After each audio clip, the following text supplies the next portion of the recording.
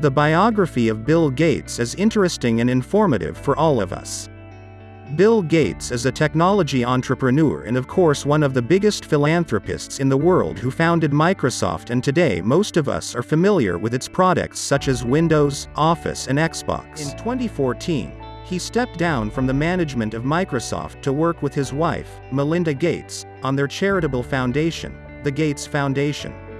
Bill Gates' full name is William Henry Bill Gates III, and he was born in Seattle, Washington in 1955 and is now 68 years old.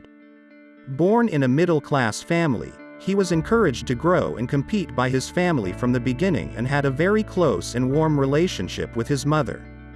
His mother was a teacher and had the spirit of helping others and was usually active in charity associations and school building. Maybe Bill Gates also learned the spirit of helping from his mother.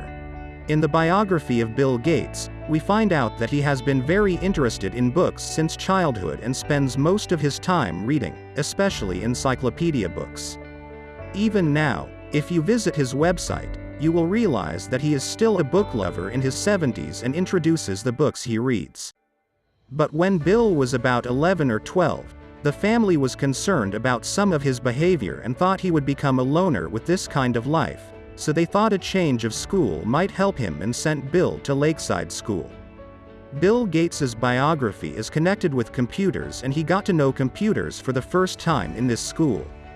At that time, computers were just being used, and the Parent-Teacher Association of the school had decided to get a computer for the school so that the students could familiarize themselves with this device. And when this computer arrived at the school, Bill spent most of his time on it, and even he was able to write a game called Tic-Tac-Toe in BASIC language for it. He entered Harvard University in 1973 and continued his studies in law, but with all the worries of his family, he dropped out after 2 years to go to the establishment of Microsoft with his friend, Alan. When Bill Gates was in the university, he spent most of his time with the university computer and slept for a few hours, and usually for the exams, he did an overview of the lessons a few hours before the exam and passed the exams successfully. In the biography of Bill Gates, we find out that Bill Gates and Paul Allen knew each other from Lakeside School, and it can be said that they were complementary. Paul was shy and conservative and Bill was bold and combative. They spent most of their time on computer programs and usually had a lot of arguments. At that time, Bill Gates was working on a payroll and planning software, and they were able to sell it for $20,000 and get initial capital to establish his company, but he was in conflict with his family because they wanted Bill to study. At that time, Paul Allen was working for Honeywell, where he came across a magazine that introduced the Altair 8800 minicomputer. He showed the paper to Bill and they were completely fascinated by its possibilities and how useful it could be in their daily lives. They contacted the manufacturer of this computer and said that they have a software for their computer that they wrote in BASIC. It is interesting to note that there was no such software at all, and they just wanted to know if the company was interested in working with them or not.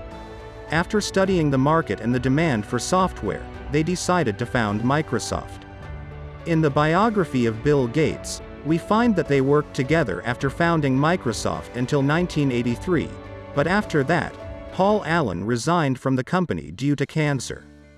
Of course, his cancer improved, but rumors say that Bill Gates made him resign from the company. Finally, Paul Allen died of cancer in 2018 at the age of 65. The first product offered by Microsoft was the basic software they wrote for the Altair computer.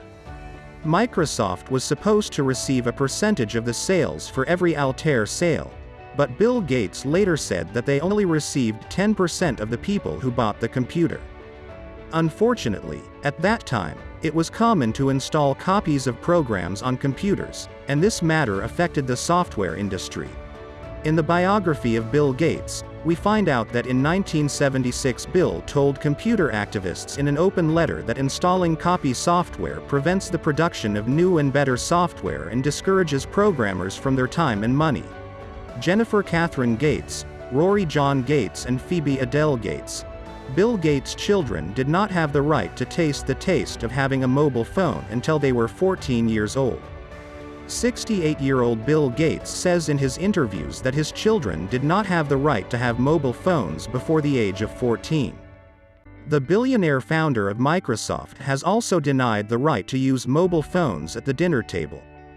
The richest man in the world with a fortune of $67 billion said that my children were limited to watch TV at the end of the night and go to bed earlier, and these rules have benefited my children.